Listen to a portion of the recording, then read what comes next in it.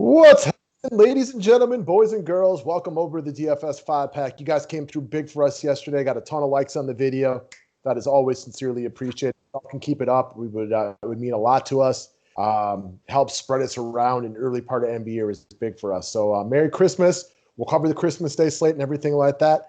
And there's a hot mess in Houston right now. So we're not going to talk about the Rockets too much.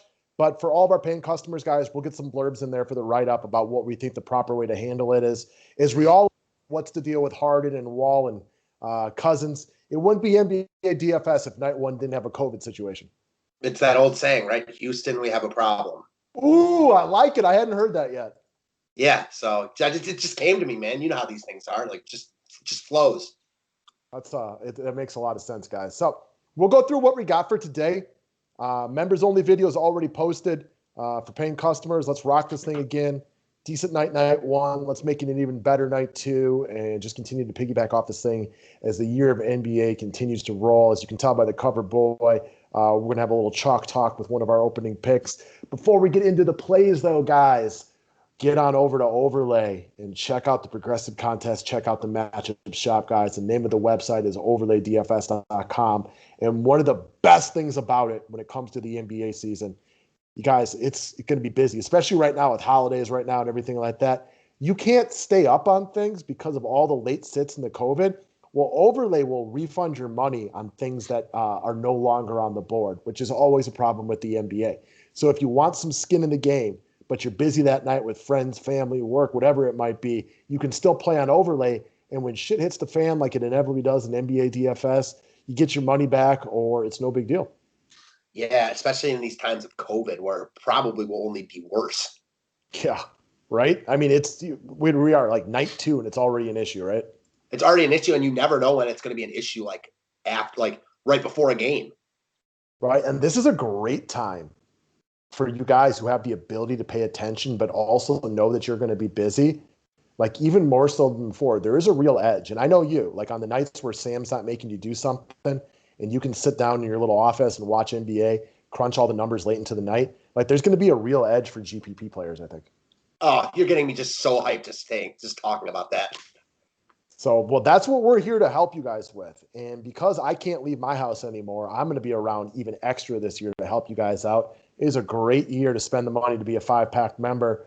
I had to switch the presentation because I said we had 7 spots left on the NBA package to sell for the discounted price. It's gone down to 6. I'm assuming this will be full by the end of today or end of tomorrow. And the big thing is for the NBA only package, you can use the website. It's a $75 fee for the whole year. That covers playoffs and everything. But once we fill the last 6 spots at this price range, it goes up to $120. That's a $45 discount for those who sign up to start the year.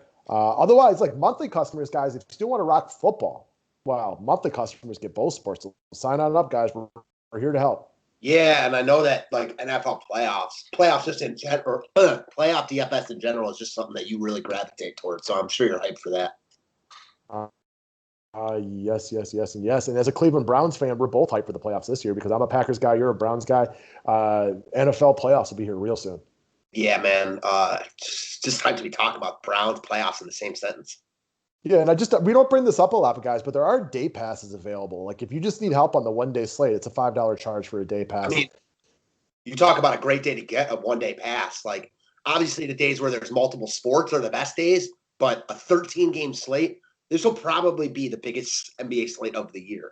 Hard to get much bigger than this, guys. And again, for those of you who maybe just catching the show for the first time this year, we are switching up the format for the public show just a little bit for everybody. We've been typically doing 4 plays. You pick 2, I pick 2. But this year, we're going to do 5 plays. But they're all going to be under kind of more of a strict guideline of what they are. So we're going to start with my favorite cash game guy, or at least one of my favorite cash game guys. Pivot over to a Bellman GPP special. We're going to run through a mutual favorite. Yesterday's mutual favorite, Montrezl Harrell, one of the top plays on the slate. And then we're going to do a Ryan long shot and a Matt long shot. And if you want all the plays, every player from every game, become a member because that's what the members only videos cover.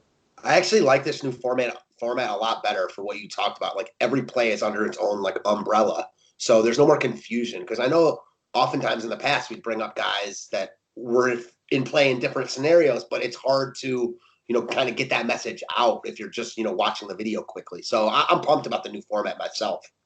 Oh yeah, man. And we even took it to another level for the actual paying customers write-ups this year too, because it's going to be a little bit more of a strict Ryan Cash write-up and strict Matt GPP guys. So there's a little bit less confusion.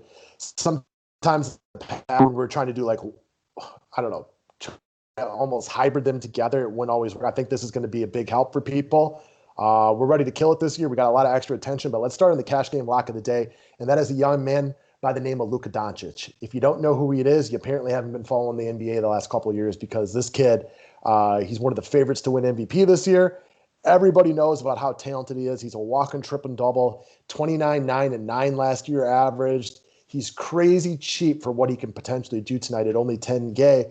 And if he's not the most popular guy on the slate, he's going to be one of the most popular guys on the slate, and he will be the most popular of all the high-priced fellers that are going to run out there tonight. This game's got the highest total of the night for points. We all know that point totals in DFS for the NBA, it's monstrous, right? I mean, it plays out that way in football too, but specifically in NBA, you need a high, and with no Kristaps Porzingis around, I mean, Luka is going to have a usage rate it's going to be insane. To quote one of my Twitter followers from last night, I don't like to play chalk, but how do you not play Luka at 10K, because he's going to be 12K soon? Can't really argue that point. I also like guys who are a little bit up and running and ready to go night one. Luka played 3 preseason games. He was a little rusty in game 1 against my Bucks. I watched him. Took him a little bit to get going, but they're playing better in the second quarter before not playing at all in the second half. But the last 2 games, he collectively played 29 and 27 minutes. I assume he's going to get it, at least close to his normal run tonight, if not the whole thing. If you're in a cash game tonight, I think you start right here at the point guard position. And if you want to be cute and fade him in GPPs, guys, do your thing. I completely understand that, but it's Luka at 10K in a good spot. I just think you ride the chalk here. Yeah, and just to touch on that for a second, like Luka's a great play in all formats. He's definitely more fadeable in tournaments, but not because you think he's going to suck tonight, because he's going to play well. It's because there's so many guys in play on this slate. And with only 8 roster spots, trying to get to the top of a mountain in GPPs, I get the case for, using other guys. There's a bunch of other good point guards on this slate. However, I wouldn't look at it like, oh, he's going to be really high owned, I have to fade him, because it just doesn't work like that. Like, first of all, what does it mean he's going to be really high owned? Just because he's high owned doesn't mean he's going to be, over owned. Maybe he's still under owned, even though he's high owned because of the spot he's in. So, like I've said a bunch recently, you can't just look at the ownership of one guy. You got to take the ownership of your entire lineup. And Luka is a very strong play in every format. He's not unfadeable in tournaments, but it's definitely a fade at your own risk type of play. How many lineups do you think he'll play tonight? 3. Are you going to use them in 1, 2, or all 3? I will use him in 1 or 2. I'm not sure yet. And that's what I would have guessed on you. And I'm probably sitting in the same boat. I usually run a 3-entry max GPP with one of my cash lineups being one of those 3 entries. He'll 100% be in the cash game, minus weird things happening here. And then I'll probably play him in 2 total and then fade him in 1, not because I think he's going to be bad, but like, in the modern NBA, where 3-point shooting can change a game, like, it's not crazy to think Phoenix shoots 60% from 3 tonight and Dallas shoots 20 and this game's over early, or flip it around. We think these 2 teams are pretty even, but on any given night, 3-point shooting can make 2 even teams have a large point discrepancy. Or even if it's a close game, it's not crazy to think that Luka has 60 DK points here, 55 DK points. That's still a good game. It's not, the crazy upside that you think he might have, but he could get 55 DK points, and 5 or 6 other guys on this slate might be close to that at a lower price point, at lower ownership. So, yeah, there's multiple ways to skin the cat, but know that he's got probably the best floor ceiling combination of anyone on the slate, I would say.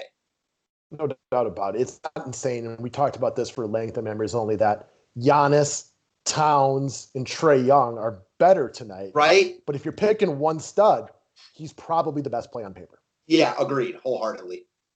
All right. So let's I believe Old Dirty Bastard called it shimmy on over to a young man. Well, he's not as young as he once was, but he's still younger than I am. So Andre Drummond of your Cleveland Cavaliers as your top GPP play. And before I let you get into why you like him, guys, I went back and crunched the numbers on his last 2 preseason games. 44 DK points in 21 minutes and 40.25 in 23. That's good. Yeah, there's so much I like about him here. Like, first off, when I first opened the slate, I look at Drummond 8K versus Charlotte. man, he's got to be one of the, a guy that people are definitely gravitating to. But they're not, because what I just mentioned, there's so many good plays on this slate. Center is loaded. You can only play 2 centers max, and center is absolutely loaded. You've got guys more expensive than Towns that are desirable. You've got a bunch of guys under Drummond that are desirable. So, listen, at this price point, I think he's a steal. He balled in the preseason in limited minutes. Now you're going to get him at full go. No Kevin Love in a really good matchup. We've loved to pick on Charlotte with opposing big men. Stuff might change a little bit this year, but I have a feeling we're still going to like going to Charlotte with opposing big men. I just love him here, man. I think he puts up, around 50 DK points in what should be a very competitive game. He is the man in the middle in this game. Charlotte really has no one to contain him. No Kevin Love. Obviously doesn't hurt matters for him. I'm excited about this play, man. I know you could tell that just from our members only video, because I mentioned him probably 50,000 times. 49, I kept track. But the thing with no Kevin Love that matters, guys, is Kevin Love and Andre Drummond are 2 of the top rebounders in basketball. Kevin Love he's a little slower, a little older, but he has a very crafty rebounder. Well, he's not there to steal them from Andre Drummond anymore, who might be the best rebounder in the game. So that can only help him. Now that Drummond's out there shooting threes, like his name's Devontae Graham from the flip side of things, that can only give him potential more upside. Not that I think he's going to look like Larry Bird or Ray Allen, but a 3 here and there can only help. And I do think you get him at single digits tonight would be my guess. Also, this doesn't matter that much because, it's just one game. It's kind of extra stuff. But a year into Cleveland, he's finally comfortable there. He seems to me and I don't know him personally, but that he's really embracing his role here. He likes it here. And that stuff doesn't hurt. He's happy. And I'm going to throw one more point onto this one. One of the reasons he's probably getting a little bit overlooked too, people have soured on him as an NBA player. They realize that the numbers are good, but maybe he's not really that impactful to a team winning. And I find that all to be true. Sure. But you want to know what doesn't matter to me? If Cleveland wins tonight. All they care about is his DFS score. Those two are not the same thing. Oh. And we're not here telling you guys that Cleveland needs him to win a championship. We're here telling you he's going to put up DFS points. I mean, I think he could very easily be 9K in this spot, and he would still be in play for me. Gotcha. And I think you get him in single digits tonight. Sweet. All right, man. So let's move over to a guy that this is our mutual play of the day, and it's a young man from the Chicago Bulls by the name of Coby White. And I think we do also see eye to eye that from an overall perspective, the most desirable game to look at tonight is Atlanta against Chicago. One, for both the total, lack of defense, and everything that goes into it, but also because there's a lot of guys that seem too cheap from both sides of this game right here. And I know we're both heavily targeting this game, and I think Coby White is a guy that we both like a lot. So one of the points I want to bring up is there are some guys that played deep into last season that, their coaches didn't make them play a lot in the preseason. So maybe they are going to be using this as a little bit of an extended time to warm up. The Bulls played 4 games, and they let guys like White and a couple other their starters play decent minutes in all 4 of those games. So I prefer the idea, if I'm trying to make a 50-50 decision, somebody that's got a little more time on the court to get started, and that's Coby White.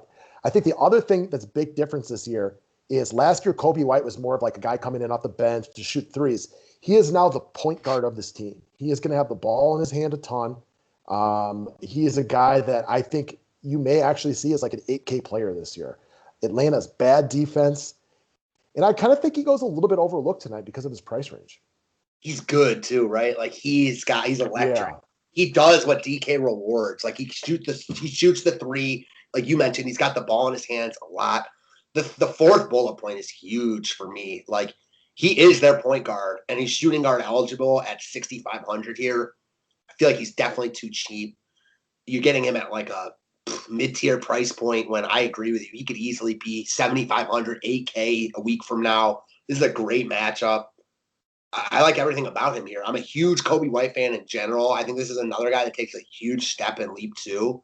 I think the Bulls are going to score a lot of points this year, and it starts with their backcourt, no doubt about it. Yeah, there's some points to be had in this one. And we were talking about some of the just ways DraftKings screwed up position eligibility. For example, Giannis is not a center. He doesn't play center at all. Why is he center eligible? This is one that I think they got right, but expect him to be only point guard soon because that is who he is right now. So take advantage of the shooting guard eligibility while you got it. Yeah, no doubt about that. So, all right, guys, we're going to keep rolling. We're going to move into the long shot portion of the video, and long shots will mean different things on different days. Yesterday, I brought up Kent Bazemore. He wasn't very good. I wasn't sure what his role was going to be. It was definitely more of a long shot. Some days it'll be guys that we'll consider a long shot just because they're lower owned, but maybe they're not going to be nearly as risky. It's just to give you guys kind of a heads up. I look at today, and I'm going to talk about, and I look at him as my long shot of the day, but I don't actually think of him as a long shot to play well tonight. I just don't think he gets a ton of love when I think he deserves it. So one, the questionable tag appears to be actually just probable. So he's going to play. There's no Rondo, no Capella, no Chris Dunn, potentially no Goodwin tonight. All things that are good for his playing time this evening.